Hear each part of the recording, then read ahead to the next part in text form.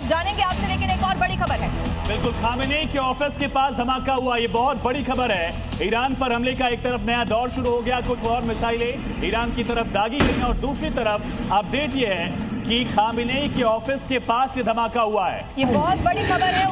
Khamenei कहां पर थे ये भी सवाल है, क्योंकि अब तो खबर है कि वो बंकर में छिप गए, लेकिन क्या जिस वक्त हमला हुआ उस वक्त खामेनेई अपने इसी ऑफिस में थे, उसके बाद वो बंकर में गए हैं या पहले से ही सुरक्षित रूप से वो बंकर में पहुंच गए थे? बहुत सारे सवाल हैं। कोई और अपडेट होगा तो इसको लेकर जरूर देखना होगा कि खामेनेई क्या इस वक्त सुरक्षित है।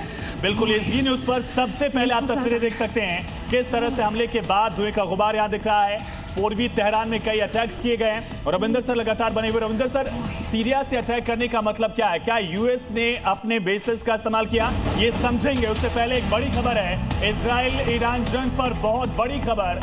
ईरानी एयर स्पेस पूरी तरह से खाली हो गया है। ये तस्वीर आप देखिए, पूरा एयर स्पेस जो है ईरान का, गल्फ के आसपास का पूरा रीजन, इस वक्त वहाँ कोई फ्लाइट ऑपरेशन नहीं है।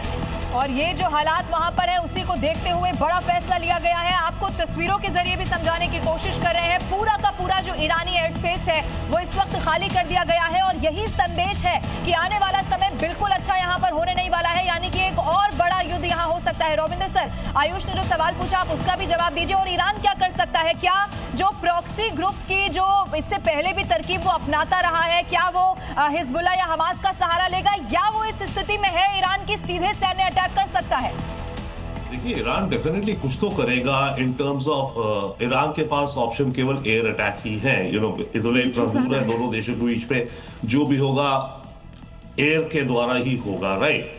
तो ईरान के पास ड्रोन्स हैं, ईरान के पास मिसाइल्स हैं, ईरान रिटेलिएट करेगा। अब उसके कितने ड्रोन्स और कितने मिसाइल इसराइल तक पहुंचते हैं, पहली बात। एक और बड़ी खबर सामने आ रही है, ईरान इसराइल युद्ध पर तेहरान के एयरपोर्ट पर भी हमला किया गया है, यानी उन तमाम ठिकानों को टारगेट किए गए जिनका इस्तेमाल मिलिट्री के लिए किया जा सके।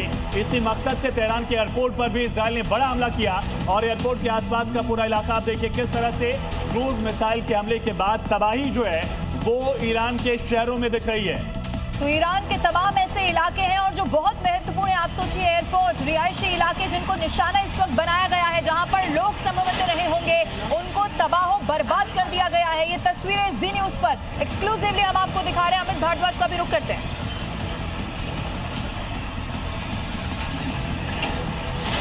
अमित, अब काउंटर अटैक ईरान की तरफ से किया जा सकता है, लेकिन क्या ये रिजीम चेंज के लिए युद्ध की शुरुआत है या सिर्फ परमाणु हथियार ईरान डेवलप ना कर पाए इस मकसद से अटैक है?